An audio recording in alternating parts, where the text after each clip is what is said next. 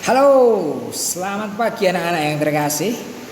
Pada pagi hari ini hanya dua kelas yang mengikuti pelajaran daring, yaitu kelas B dan C. Tapi tidak apa-apa, kelas A dan D nanti akan menyusul Bapak integrasikan dengan pelajaran selanjutnya. Jadi intinya pelajaran hari ini bisa digunakan untuk belajar sebenarnya. Tetapi nanti akan diulang sedikit untuk kelas A dan D minggu depan.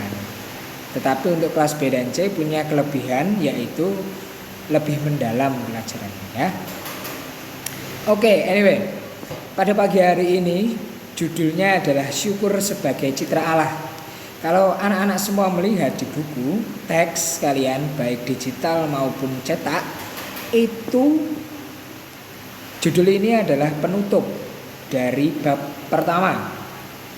Kemarin dua tema sudah kita pakai untuk ulangan, ya kan? Diciptakan citra dengan Allah dan juga tugas sebagai citra Allah itu sudah. Lalu kemarin kita juga sempat belajar tentang kelemahan dan kelebihan, mengenal kemampuanmu, dan sekarang kita mensyukuri kemampuan kita sebagai citra Allah. Nah, untuk itu silakan belajar mengulang kembali, karena ingat September besok kita ada ujian tengah semester. Itu tidak terlalu sulit, tetapi jika teman-teman semua, anak-anak semua sudah mempelajari dari awal hingga saat ini pasti bisa. Nah, oke, kita masuk ke dalam pembahasannya. Ada cerita tentang 10 orang kusta. Begini ceritanya. Ada 10 orang kusta berjumpa dengan Yesus. 10 orang itu memohon kesembuhan. Sebentar, orang kusta itu kalian tahu enggak? Orang kusta itu adalah orang yang punya penyakit gatal-gatal. Jadi di kulitnya, seluruh badannya, hampir semua di badannya itu ada rasa gatal, bentol-bentol dan keluar nanahnya, berbau dan sangat tidak nyaman. Maka orang-orang kusta ini diasingkan. Jadi kalau misalnya kena penyakit kusta oleh keluarga, orang yang kena penyakit ini akan dibuang agar tidak menulari. Katakanlah seperti yang terkena virus mematikan dan menular, maka dia dihindari orang. Maka bayangkan penderitaan si orang kusta ini sangat menderita. Dari fisik dia menderita gatal, dan juga secara sosial dia dikucilkan oleh masyarakatnya. Bayangkan penderitaannya double-double. Maka 10 orang yang kena penyakit kusta ini memohon kesembuhan dari Yesus agar tahir kembali, agar sehat kembali. Yesus akhirnya menyuruh mereka untuk memperlihatkan diri kepada imam. Nah, orang-orang kusta ini sebenarnya bisa sembuh. Bagaimana supaya mereka bisa diterima kembali oleh masyarakat? Syaratnya mereka harus memperlihatkan diri kepada imam pada waktu itu. Nah, Yesus menyuruh mereka yang masih sakit ini untuk datang kepada imam, padahal posisinya mereka masih sakit. Tetapi di tengah perjalanan, nah jadi setelah bertemu Yesus, lalu dalam perjalanan mereka menemui imam, ke-10 orang ini sembuh. Inilah mukjizat. Nah, dari 10 orang yang sembuh ini, 9 diantaranya terus berjalan. Karena sudah sembuh, mereka pergi.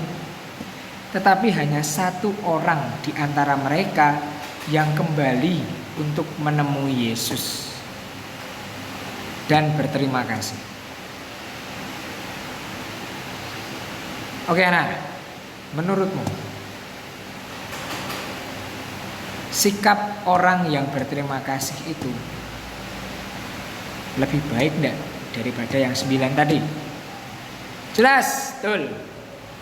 Tentu sikap berterima kasih dan mengucap syukur itu adalah sikap yang terbaik daripada tidak mengucap syukur.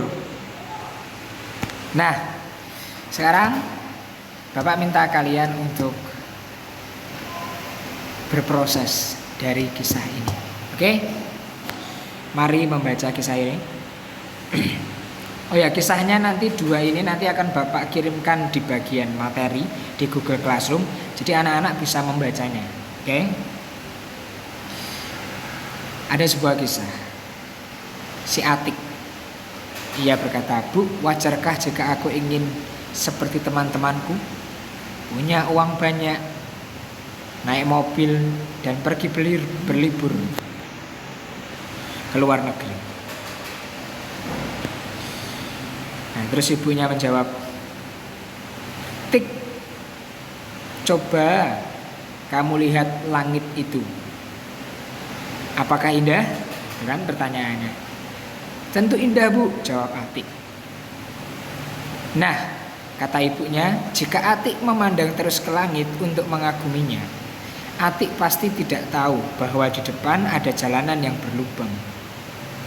Karena terus melihat ke atas, Atik bisa jatuh, terjerembab, tersandung, masuk ke lubang itu. Menangkap pelajaran dari kisah ini?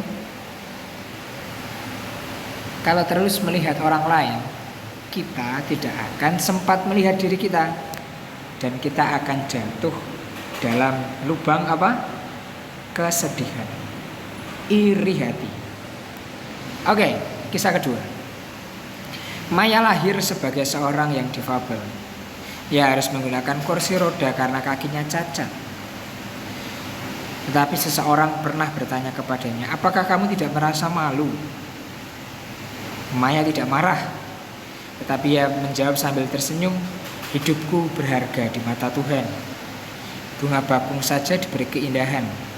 Tentu ia lebih mengasihiku." Anak-anak yang terkasih, menangkap sesuatu dari kisah ini?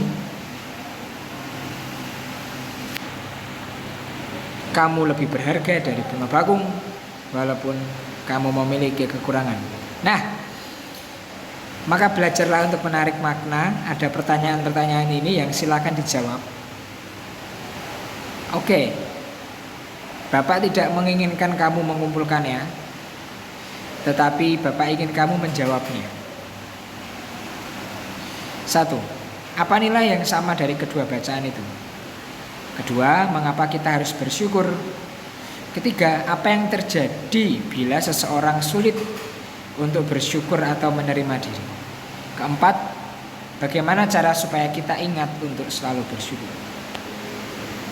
Bapak minta silakan kerjakan di buku kalian dan minta tanda tangan kepada orang tuamu. Sambil meminta tanda tangan, ceritakanlah pelajaran hari ini. Oke, katakanlah saja apa yang sudah kamu baca tadi dalam kisah, dan tariklah makna. Apa maknanya? Apa nilainya yang sama dari kedua bacaan itu? Dan bagaimana denganmu? Apakah kamu sudah bersyukur? Ceritakan itu kepada orang tuamu. Oke? Selamat berefleksi dari kedua bacaan tadi. Selamat berproses. Belajarlah bukan hanya untuk nilai, tetapi untuk dirimu. Menguatkan rasa syukur dan iman hari ini. Selamat belajar, Tuhan memberkati.